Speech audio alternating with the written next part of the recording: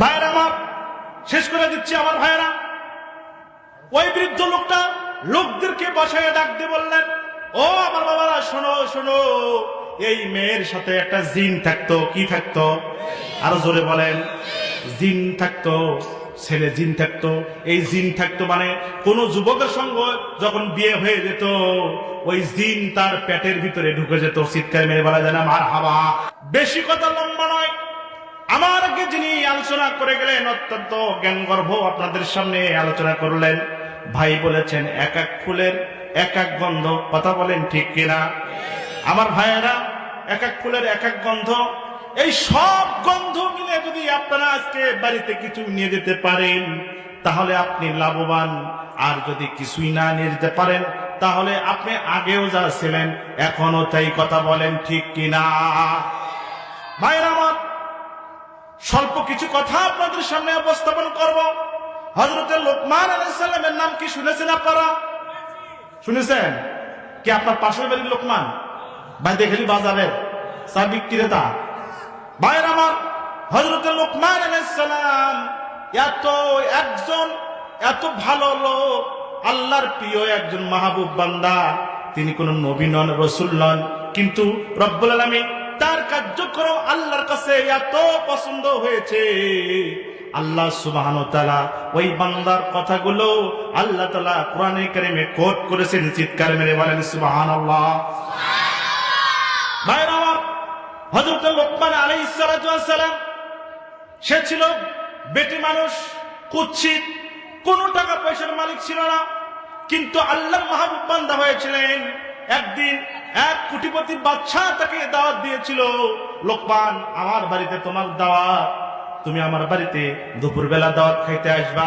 হযরত লোকমান আলাইহিস সালাম তিনি দাওয়াত খেতে যাবেন, দুপুর হয়ে গেছে কিন্তু বের হতে পারেন না। কেন বের হতে পারেন না? আল্লাহর কাছে ডাক দিয়ে বলছেন, ও রব্বুল আলামিন, আমি লোকমান আপনার গোলাম। আজকে এই দেশের বিখ্যাত লোকের বাড়িতে কত মানুষ কত সুন্দর জামা কাপড় পরে আসবেন, কিন্তু আমি লোকমান সেখানে যাব, আমার পরনে ভালো কোনো জামা নেই, পরনে কোনো জামা নেই, পায়ে কোনো স্যান্ডেল নেই। স্যান্ডেল ছাড়া কিভাবে ওই বিখ্যাত লোকের বাড়ি যাব? চিৎকার মেরে বলেন আল্লাহু আকবার। হয়নি, চিৎকার মেরে বলেন আল্লাহু আকবার। ভাইরা, আল্লাহর দরবারে যখন লোকমান আলাইহিস সালাম হাত তুললেন, এই কথা বলে লোকমান আলাইহিস সালাম যখন সামনের দিকে অগ্রসর হলেন, যেতে যেতে দেখে পাশে একটা লোক, তিনি বসে আছেন, কিন্তু তার পায়ে দুটা পা নাই। চিৎকার মেরে বলেন সুবহানাল্লাহ।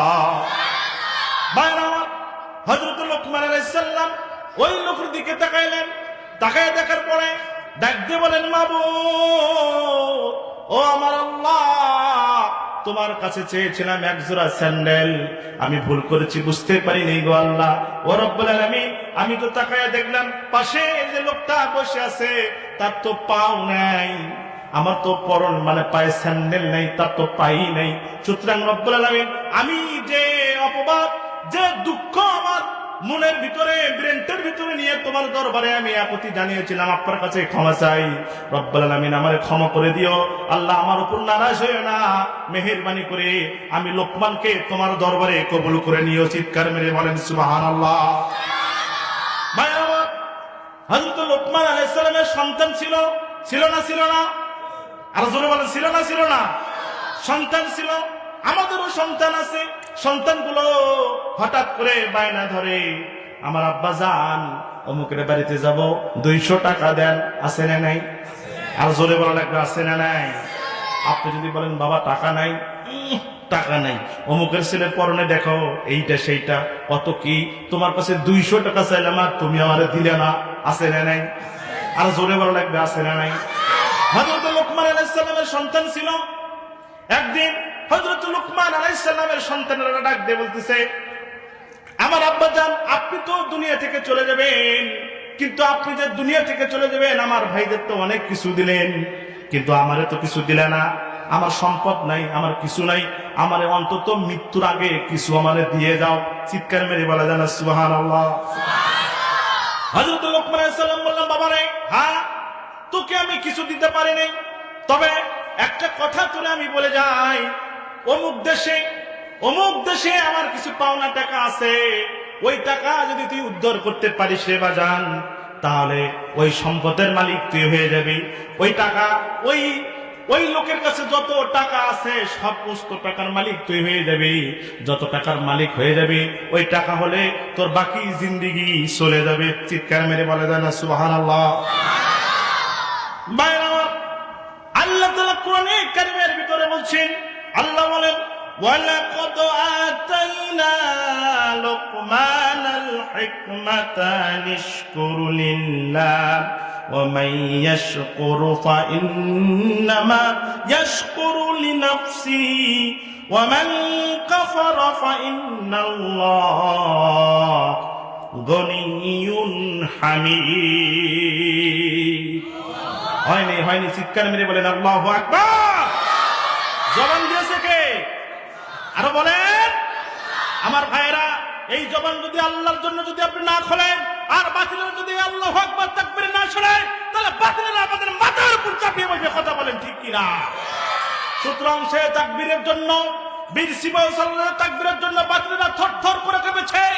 বাংলাদেশ থেকে যখন সেই ছিলেন শাহজালাল এসেছে, যখন এই ভয়ঙ্কর শত্রু কাফের মুশরিক পালিয়ে গেছে, সুতরাং এখনো যদি তাকবীর আপনাদের ভিতরে না থাকে, আল্লাহু আকবার তাকবীর যদি এখনো ভেতরে রেখে দেন, আবার সেই শৈলশার আসতেছে, মাথার উপরে চাপিয়ে বলবে। কথা বলে ঠিক কিনা?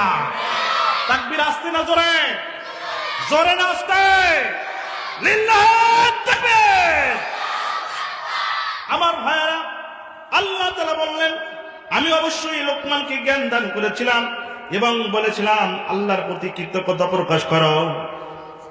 যে কৃতজ্ঞতা প্রকাশ করে সে তো তা করে নিজের জন্য, এবং কেহ অকৃতজ্ঞ হলে আল্লাহ তো অভাব মুক্ত এবং অতি প্রশংসিত। চিৎকার মেরে বলেন সুবহানাল্লাহ।